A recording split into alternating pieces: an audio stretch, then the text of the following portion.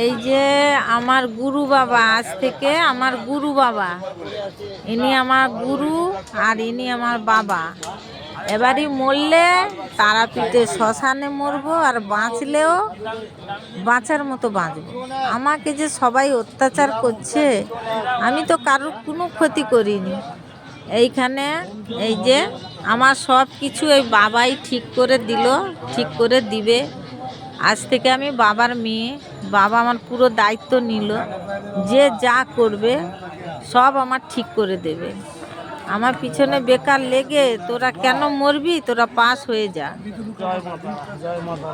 এই যে বাবা, আর এই যে বাবার পুরো পোস্টার, এই যে।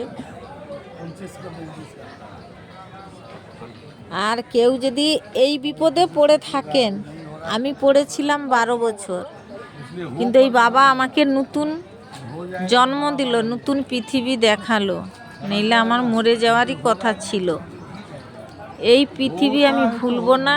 যখনই আসব আমার গুরু বাবার দর্শন করে আমি যাব। আমার কাছে 2 টাকা থাকলেও বাবাকে দেব, 10 টাকা থাকলেও দেব, কারণ আমার বাবা এখানে বসে থাকে। তাই 2 টাকা সব ছেলে মেয়ে দিলে বাবা ভালো থাকবে। সাধু সন্ন্যাসীদের আপনারা যতটা পারবেন দেবেন, এটাই পূর্ণ কাজ।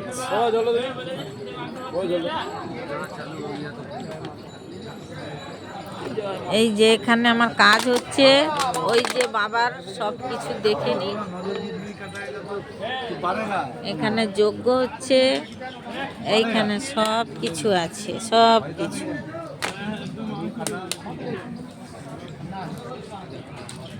এগুলো ওই চাবিতালা বান মারে যে ওইটা কাটানো করো, তাই তো? ওইটা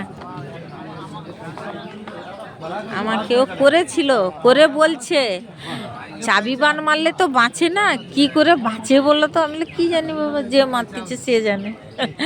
আমাকে মেরেছিলাম জানি, আমি বলিনি কিছু। আমি অনেক সময় দিলাম যে তোরা শুধরে যা বাবা, আমি কারোর ক্ষতি চাই না, কিন্তু তারা চায় আমার মৃত্যু। তা আমি মরবো কি বাঁচবো তারা মা জানে, এই বাবা জানে।